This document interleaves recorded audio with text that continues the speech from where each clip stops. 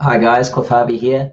At HPN, we've been having some interesting discussions recently in our members section around the idea of meals versus snacks. And one of the things that's come up, and which probably needs some clarifying, is I've often mentioned in workshops and in my books and articles that I don't recommend that people snack. And that has been taken by some to mean, or taken by some to imply that I don't agree with eating frequently, or that people should only eat 2 or 3 meals a day. And I think that's particularly true if people are thinking about the 3 square meals that we typically eat. They take it to mean that I'm saying we shouldn't eat at all between those meals.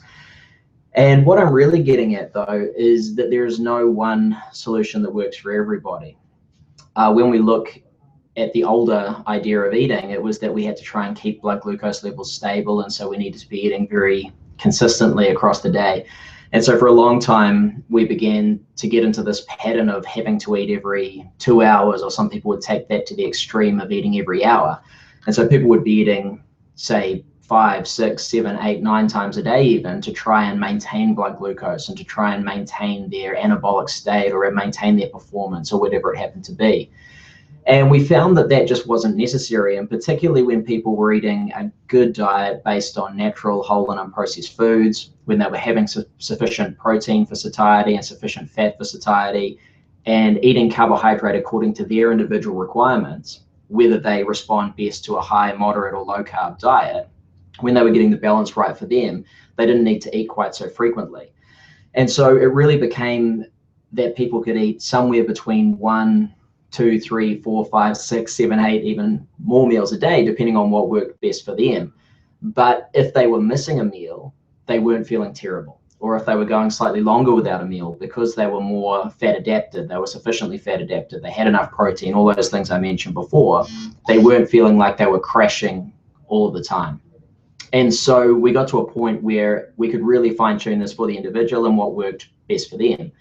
So when I say don't snack, what I'm talking about is eat meals, not snacks, because it's very much a mindset thing. The mindset around snacking is that typically it's a smaller meal. It's maybe not as balanced. It doesn't have all of the components that we would consider to be a good meal. And it also often implies eating on the run. Now, I'm not a fan of eating on the run for many reasons, foremost of those being that when we're on the run, we're probably not in a good state to digest and assimilate nutrients. When we're on the run, we're more in a sympathetic nervous system dominant state. In other words, we're in that fight or flight response. And when we're in that state, we're diverting blood flow away from the gut. We're reducing our production of hydrochloric acid and digestive enzymes. We're releasing those stress hormones, which have a particular function in the gut of closing off gastric sphincters and reducing motility or movement through the gut. And so we're basically in a position where we're not able to move food effectively through and to digest and process it. So we're much better off to, when we're active, just be active and be okay with that. And when we stop, to then have a meal and be mindful about it. Now, when we stop and be mindful and have a proper meal, we're more likely to prepare more effectively. We're more likely to have a meal that is more balanced, to eat to that point of satiety or satisfaction, fullness, and then we can eat again when we get hungry. What I often observe with clients is if they've got an idea of snacking, they think that they need to try and stay balanced. So it encourages the idea of grazing. And that can become very problematic. One thing, or a good example of that, one thing that I see a lot is when people, for example, try and choose good, healthy snacks. And they might, for example, choose, let's say, nuts, almonds.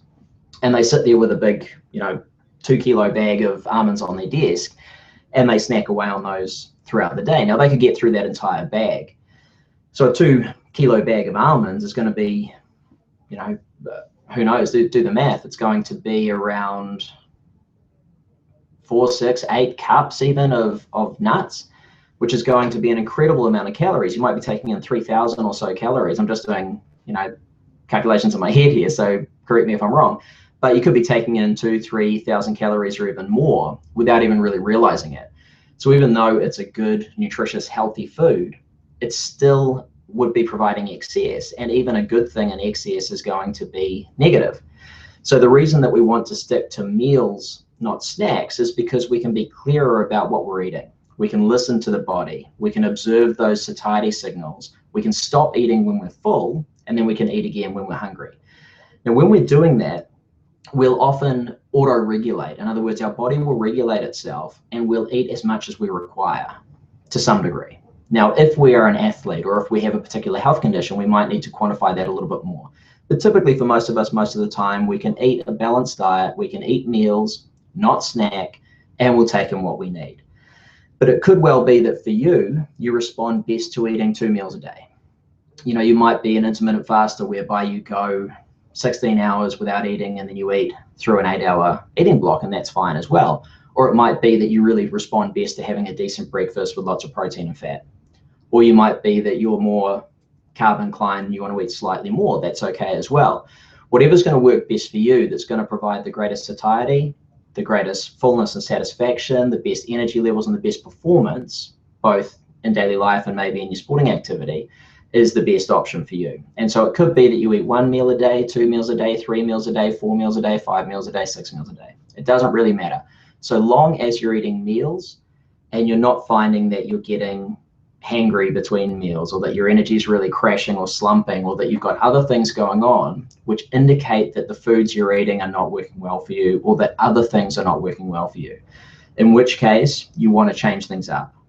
You might want to change up what you're eating in terms of perhaps eating more protein, or perhaps eating more fat, or perhaps paying a little bit more attention to what you're eating in terms of, hey, maybe I'm eating too much sugar.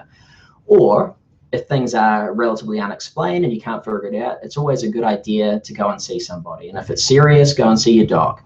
They will then refer on to other people where required. Or if it's obviously not something that's serious, but you feel like you need a bit of a tweak in terms of nutrition or other interventions, then go and see a properly qualified and accredited nutritionist, dietitian, someone who can help you and that has a background in the area that you're looking to improve.